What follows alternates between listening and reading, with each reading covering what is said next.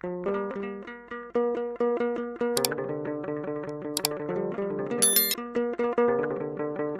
አብ ወወልድ ወመንፈስ ቅዱስ አሐዱ አምላክ አሜን። ውድ የተከበራችሁት አድማጭ ተመልካቾቻችን በእግዚአብሔር የፍጹም ሰላምታ ቃል ሰላም እላችኋለሁ። ወንድሞች፣ እህቶች፣ አባቶች፣ እናቶች የእመቤታችን የድንግል ማርያም የአስራት ቃል ኪዳን ልጆች ኦርቶዶክሳውያን በሀገር ውስጥ ያላችሁ ከሀገር ውጭም ያላችሁ ይህን ድምጽ የምትሰሙ እንደምናችሁ፣ ሰላም እግዚአብሔር ከኔም ከእናንተም ጋር ይሁን።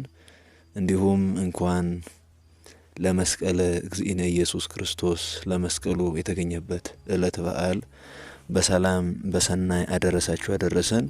በኃይለ መስቀሉ በዕፀ መስቀሉ ቅዱስ እግዚአብሔር ይጠብቀን፣ የመስቀሉን ረድኤት በረከት ያሳድርብን እያል እንግዲህ እንደ እግዚአብሔር አምላክ መልካም ፈቃድ በዚህ ዕለት መስቀለ ኢየሱስ የጌታችን ኢየሱስ ክርስቶስ ዕፀ መስቀሉ ተቆፍሮ የወጣበትን ዕለት ቅድስት ቤተ ክርስቲያን በማህሌት በዝማሬ ታመሰግናለች ታከብራለች ማለት ነው። እንዴት ነው ሲባል የጌታችን የመድኃኒታችን ኢየሱስ ክርስቶስ መስቀል በክርስትና እምነት ውስጥ የድል የሕይወት እና የተአምራት ምልክት ተደርጎ ይወሰዳል። አምላካችን ቅዱስ እግዚአብሔር እንግዲህ ከድንግል ማርያም ከተወለደ ወዲህ የመጨረሻ የድነት ስራ የሰራበት በዕፀ መስቀሉ ላይ ነው። ዕፀ መስቀሉ ላይ ምን አደረገ? ስጋውን ቆርሶ ደሙን አፍሶ የቀደሰበት ቀራንዮ ማትረሳ ሕይወት ማትረሳ የመስቀሉ ጉዳይ ዘውትር በህሊናችን ማድረግ ያለብን ሲሆን እንግዲህ ዕፀ መስቀሉ ላይ እንደ ብራና ተወጥሮ አምላክ ሲሆን ገዢ ሲሆን ጠላታችንን ያሳፈረበት ትልቅ ስራ የሰራበት ነውና ቅድስት ቤተ ክርስቲያን መስቀል ብላ ታከብራለች። መስከረም 17 ቀን መስከረም 17 ቀን እንግዲህ የምናከብርበት ምክንያት ዕፀ መስቀሉ ተደብቆ ተሰውሮ የነበረበት ቦታን እናታችን ቅድስት እሌኒ ደመራ ደምራ ዕጣን ጨምራ መስቀሉ ያለበትን ቦታ እንግዲህ ዕጣኑ ሄዶ ሲሰግድለት ምልክቱን ያገኘችበት ዕለት ነውና ልክ ከመስከረም 17 ቀን ጀምሮ እስከ መጋቢት 10 ቀን ድረስ እንግዲህ ዕፀ መስቀሉን ሲቆፍሩ ነበር። አይሁድ ምክንያት እንዳያገኙ ብለው ለስንት ዘመናት ለረጅም ዘመናት ቆሻሻ እየደፉበት እንደ ተራራ አይሎ ነበርና ከዛ የተነሳ ሲቆፈር ቆይቷል። እናታችን ቅድስት እሌኒ ስታስቆፍር ቆይታ ነበረ።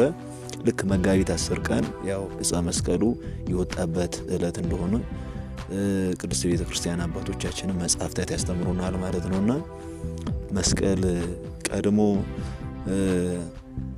ሰይጣን አጋንንት ሳጥናኤልን ከነሰራዊቱ የተጣለበት ቅዱሳን መላእክት የመስቀል ምልክት ይዘው ነበር የጣሉት። እኛም ራሱ ስንፈጠር በመስቀል ምልክት ነው የተፈጠርነውና ብዙ ምስጢራቶች አሉ። ግን ከብዙ በጥቂቱ ዋና ዋናውን ለመዳሰስ እንሞክራለን ማለት ነው። የቅዱሳን አምላክ ከኛ ጋር ይሁን እያል እንግዲህ የጌታችን የመድኃኒታችን ኢየሱስ ክርስቶስ መስቀል በክርስትና እምነት ውስጥ ድል የሕይወትና የተአምራት ምልክት ተደርጎ ይወሰዳል። ስለ መስቀሉ ተአምራት ሲነሳ በተለይ በቤተ ክርስቲያን ታሪክና በትውፊት የሚጠቀሱ ዋና ዋና ነጥቦች አሉ። እኒህን በዝርዝር በአጭሩ እንመለከታለን ማለት ነው። አንደኛው የቅድስት እሌኒ የመስቀሉን መገኘት ተአምር ነው እና ታሪካዊና ትልቁ ተአምር የሚጀመረው በ4ኛው ክፍለ ዘመን ነው። ንግሥት እሌኒ የክርስቶስን መስቀል ፍለጋ ወደ ኢየሩሳሌም ሄደችበት ወቅት ነው። የጭሱ መሪነት በመስከረም 17 ቀን ለ17 ዋዜማ ንግሥት እሌኒ መስቀሉ የተቀበረበትን ቦታ ለማወቅ ስትቸገር አረጋዊ ኪራኮስ በሰጣት ምክር መሰረት ዕጣን አጥና ስትጸልይ የዕጣኑ ጢስ ወደ ሰማይ ወጥቶ መስቀሉ ባለበት ቦታ ላይ አርፎ መሬቱን እንደሳመ ይነገራል። እንግዲህ ከዚህ የተነሳ መስከረም 17 ዕለትን እንግዲህ እናከብራለን ማለት ነውና ልክ በመጋቢት 10 ቀን መስቀሉ ሲገኝ እንግዲህ የጌታችን ኢየሱስ ክርስቶስ መስቀል 3 ለተንኮል ብሎ አይሁዳውያን 3ቱን መስቀል ቀብሮ ነበር። እንዴት አድርገን እንለያለን ብሎ ሲጨነቁ የጌታችን ኢየሱስ ክርስቶስን መስቀል ሙት አምጡ ተብሎ ታዞ ሞቱ መጥቶ ሞቱ ላይ ሲቀመጥ ሞቱ ተነስቷል። ሙት ማስነሳቱም በዋናነት ይጠቀሳል። 3 መስቀሎች የጌታችን እና የሁለቱ ፈያታዊና ጸጋማዊ ዜማን ተቀብሮ ከተገኙ በኋላ የትኛው ጌታ እንደሆነ ለማወቅ በወቅቱ የነበረው የኢየሩሳሌም ኤጲስቆጶስ አባ መቃርዮስ አንድ የሞተ ሰው በየተራ በመስቀሎቹ ላይ እንዲያርፍ አደረገ። የጌታ መስቀል በላዩ ላይ ሲያርፍ ሞቱ ተነስቷል። ይህም እውነተኛው የጌታ መስቀል መሆኑን አረጋግጧል። ሁለተኛው ዋናው ጉዳይ ደግሞ የመስቀሉ ኃይል ተአምራታዊ ፈውስ ይነገራልና መስቀል ለክርስቲያኖች ተራ እንጨት ሳይሆን የእግዚአብሔር ኃይል የሚገለጥበት መሳሪያ ነው። በሽታን መፈወስ በታሪክም ሆነ በዘመናችን በመስቀል ምልክት በመባረክ ወይም በመስቀሉ በመዳሰስ ልዩ ልዩ ደዌዎች፣ እውርነት፣ ሽባነት እንደተፈወሱ ይነገራል። አጋንንትን ድል የምንነሳበት የምናባርርበት ዋና መሳሪያ መሆኑ መጽሐፍ ቅዱሳዊ አስተምሮ እንደሚለው ክርስቶስ መስቀሉ ላይ ዲያብሎስን ድል ስላደረገው የመስቀሉ ምልክት በሚደረግበት ቦታ አጋንንት ይሸሻሉ፣ አይቀርቡም። እንግዲህ ጸሎት ስንጀምር በስመ አብ ብለን በመስቀል ነው የምናማተበው። ምግብ ስንበላ ገና ስንጀምር በስመ አብ ብለን ነው። መንገድ ስንወጣ ኤቭሪቲንግ ምንም አይነት በህይወታችን በምንጓዝበት መንገድ እንግዲህ መስቀልን የሥራችን ሁሉ መጀመሪያ ማድረግ አለብን። ክርስትና እንግዲህ መስቀል ጋር የተገናኘች ናት። መስቀል የቀራንዮ ውጤት ናት ክርስትና ማለት ነውና የዛሬው ዋናው መልእክታችን የሚሆነው አድማጭ ተመልካቾቻችን እንግዲህ ስራ ስንሰራ ስንጀምር፣ ከመንገድ ስንወጣ፣ ከቤት ስንወጣ ወደ መንገድ እንደገና ጸሎት ስንጀምር በቃ ፍትሐ ነገሥት በእንተ ጸሎት ላይ አባቶች እንዳስተማሩ አማትብ ብሎ መጽሐፍ ያስተምረናልና መስቀል ምልክትን አማትበን መጀመር እንዳለብን እንግዲህ በዚህ ዕለት ይሄን ኃይለ ቃል ማሳሰቢያ ነግራችኋለን። ምንም ነገር ስናደርግ ስልክ ከማናገራችን በፊት፣ ገንዘብ ከመቁጠራችን በፊት፣ ጥርኝ ውሃ ከመጣጣጣችን በፊት ራሱ በስመ አብ ወወልድ ወመንፈስ ቅዱስ ብለን በመስቀል ምልክት ማማተብ መባረክ መቻል አለብን ማለት ነውና የመስቀሉ ምልክት በሚደረግበት ቦታ አጋንንት ይሸሻሉ። ያረዘዝነው ነገር ሁሉ ይባረክልናል ማለት ነው። ሌላው ወሳኙ ነገር ምንድነው? ሶስተኛው የመስቀሉ ብርሃን መታየት ነው። በታሪክ ውስጥ በተለያዩ ጊዜያት የመስቀል ቅርጽ ያለው ብርሃን በሰማይ ላይ በመታየት ተአምር አሳይቷል።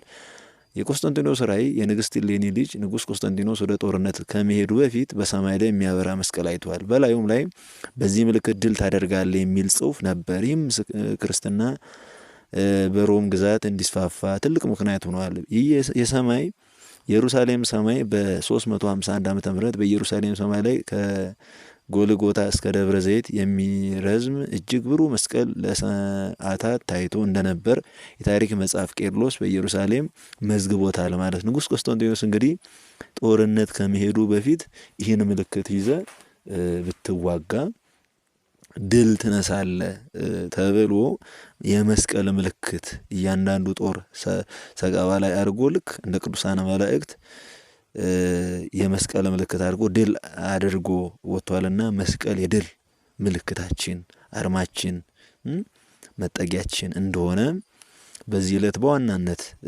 መልእክታችን ነውና አራተኛው ወሳኝ ጉዳይ ምንድነው? በኢትዮጵያ ላይ ዕፀ መስቀሉ እንዳለ ግማደ መስቀሉ ሙሉ ክፋዩ እንዳለ እንግዲህ የታሪክ መዛግብት መጽሐፈ ጤፉት ላይ በዝርዝር እናገኛለን ማለት ነው። ለዛሬ ባጭሩ የምንመለከተው ምንድነው? በኢትዮጵያ እንዳለ በግሸን ደብረ ከርቤ መስቀለኛ ቦታ ላይ መስቀሌን በመስቀለኛ ቦታ ላይ አኖራለሁ እንደተባለ እዛው ላይ መስቀሉ እንዳለ የግማደ መስቀሉ ተአምር ኢትዮጵያ የጌታችን ቀኝ እጅ ያረፈበትን ግማደ መስቀል የተቀበለች ሀገር ናት። በአጼ ዳዊትና በአጼ ዘርዓ ያዕቆብ ዘመን ማለት ነውና መስቀሉ ያረፈበት ቦታ ግማደ መስቀሉ ኢትዮጵያ ውስጥ በተለያዩ ቦታዎች ሲዘዋወር ብርሃን ያሳይ እንደነበርና በመጨረሻም ጌታ በራእይ ለአጼ ዘርዓ ያዕቆብ አንብሮ መስቀሌ በደብረ ከርቤ ብሏል። መስቀሌን በደብረ ከርቤ አስቀምጥ እንዳለው ይናገራል። ዛሬ ግሸን ማርያም፣ ግሸን ደብረ ከርቤ መስቀሉ ያረፈበት የተቀደሰበት ቦታ ተደርጎ ይወሰዳል። የመስቀሉ ቃል እንግዲህ መስቀሌን በመስቀለኛ ቦታ ላይ አስቀምጥ ብሎት እንግዲህ ከግብጽ ሀገር ወደኛ መጥቶ በእነዚህ በታላላቅ ነገስታት በአጼ ዘርዓ ያዕቆብና በአጼ ዘርዓ ዳዊት መሰረት የመጣ ሲሆን እና መስቀሉ እኛ ሀገር እንዳለ ግሸን እንግዲህ በሰፊው ነው መስከረም 17 እስከ 21 በሰፊው ይከበራል ማለት ነው። መስቀሉ የመጣበት የተቀመጠበት ዕለት ስለሆነ ለመስቀል ክብር መስጠት እንዳለብን በመስቀል ስም መጸለይ እንዳለብን በመስቀል ላይ አድሮ እኛን እንደረዳን ከባርነት ወደ ነጻነት ከግዞት ወደ ነጻነት ከባርነት ወደ እፎይታ ከሐዘን ወደ ደስታ ከሲኦል ወደ ገነት እንዳስገባን እንግዲህ የታወቀ የተረዳ ሲሆን ቅድስት ቤተ ክርስቲያንም ቅዱሳን አባቶቻችንም መዝግበው አስቀምጠውልናል ማለት ነው።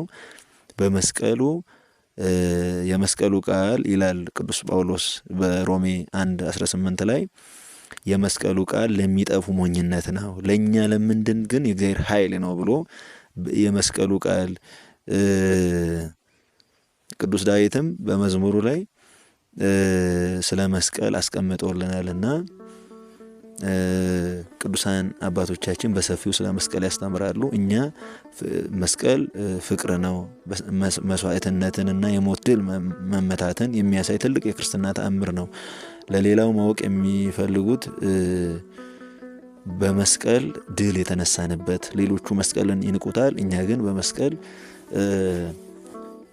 ነጻነትን ያገኘንበት እና በመስቀል ምልክት እንደተፈጠረና ማማተብ እንዳለብን የዕለቱ መልእክታችን ነውና እንኳን በድጋሚ ለመስቀሉ የመታሰቢያ በዓል በሰላም አደረሳችሁ። በኃይለ መስቀሉ በዕፀ መስቀሉ ቅዱስ እግዚአብሔር አምላካችን ይጎብኘን፣ ዕዳ በደላችን ይቅር ይበለን። የእናቱ ምልጃ ጸሎት የቅዱሳኑ ረዳትነት የኃይለ መስቀሉ ፈዋሽነት እና ቸርነት ምሕረት የእግዚአብሔር ጠባቆት የቅዱሳኑ ጸሎት ልመና ይጠብቀን አይለየን ይቆየን። የቅዱሳን አምላክ ከኛ ጋር ይሁን አሜን።